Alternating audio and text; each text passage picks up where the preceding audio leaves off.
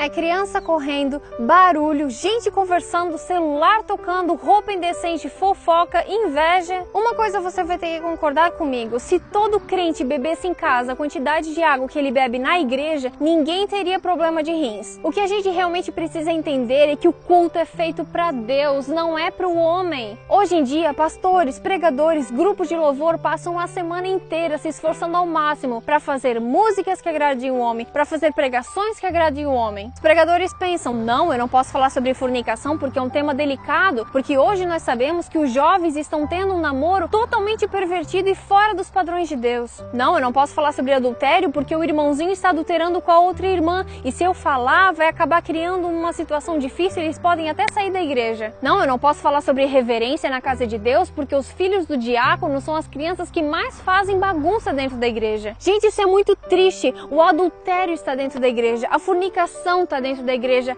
a indecência está dentro da igreja. Tem pessoas que não se situam que estão na casa de Deus, acham que é um clube porque entram lá de qualquer jeito, ficam falando alto, ficam no celular. O que está acontecendo? Será que é esse o povo que aguarda ansiosamente a volta de Cristo? Povo que diz que ama Cristo de todo o coração, que é o maior amor de sua vida, mas não passa nem 10 minutos com Ele? Povo que diz que o evangelho precisa ser pregado nos países orientais, mas nem os seus próprios amigos de trabalho e faculdade sabem que ele é cristão? Povo que diz que daria vida por Jesus, mas não dá nem 10% do dízimo? Gente que diz que sofreria todo e qualquer tipo de provação por amor a Cristo, mas não aguenta ficar 5 minutos de joelhos? Tem crente dizendo que ama Cristo, mas se o culto termina 11h30 e já são 11h35, ele já começa a se coçar no banco, já fica todo incomodado. Tem crente que diz que não vai pra igreja porque tá chovendo. Tem gente que deixa de ir pra igreja porque o irmão não cumprimentou, porque aquele lá não me abraçou, porque aquele lá não me convidou pra almoçar junto. Gente, são tudo desculpas. Quem é cristão de verdade vai até a cruz por Cristo.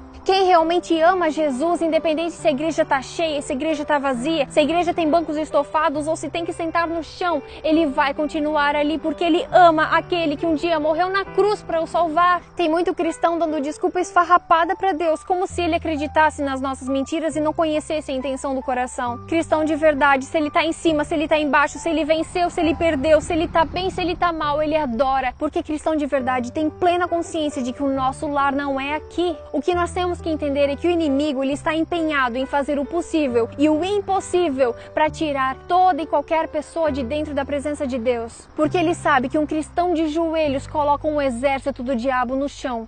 Tudo é para Deus, o culto é para Deus, o louvor é para Deus, a nossa ida na igreja não é para receber, não é para sentar no banco e pensar: o que a igreja vai me oferecer hoje? Não, você tá ali porque você é um adorador, você é um servo. Tem muito crente querendo ser servido, sendo que nem Cristo veio para essa terra para ser servido, mas ele serviu e deu a sua vida em resgate por muitos. Deus está chamando uma geração de cristãos que realmente coloquem no coração esse senso de urgência de que a gente precisa mudar. O número de cristãos cresce assustadoramente cada dia mais e parece que quanto mais cresce, mais nós nos acomodamos, mais nós tratamos as coisas com descuido. Nós precisamos entender que igreja não é um clube. A gente não pode ir com qualquer roupa, falar qualquer coisa, se comportar de qualquer maneira e fazer as coisas de qualquer jeito para agradar o homem, para fazer legal, para fazer divertido, para poder compartilhar no Facebook. Não. O real motivo de tudo que nós fazemos dentro e fora da igreja é adorar a Deus. Tenha cuidado quando for ao templo. Pense bem antes de falar. Deus está no céu e você aqui na terra, portanto, fale pouco. O Senhor Deus está em seu santo templo. Diante de Deus, fique em silêncio toda a terra. A presença de Deus é sempre santa e tremenda, tanto na época de Moisés quanto nos dias de hoje. Deus continua sendo Deus. Nós devemos o adorar e respeitar pelo que Ele é, pelo que Ele foi, pelo que Ele há de ser, porque Ele é o princípio e Ele é o fim. Ele é o Rei dos Reis, Ele é o Senhor dos Senhores, o Deus eterno, o Príncipe da Paz, o nosso Salvador, o nosso Senhor. É a Ele que nós devemos a nossa vida, porque nós estávamos desgarrados como ovelhas perdidas, e Ele veio, morreu para nos salvar, nos dá esperança e a sua presença se faz constante em nossa vida. Vamos valorizar essa bênção para nós.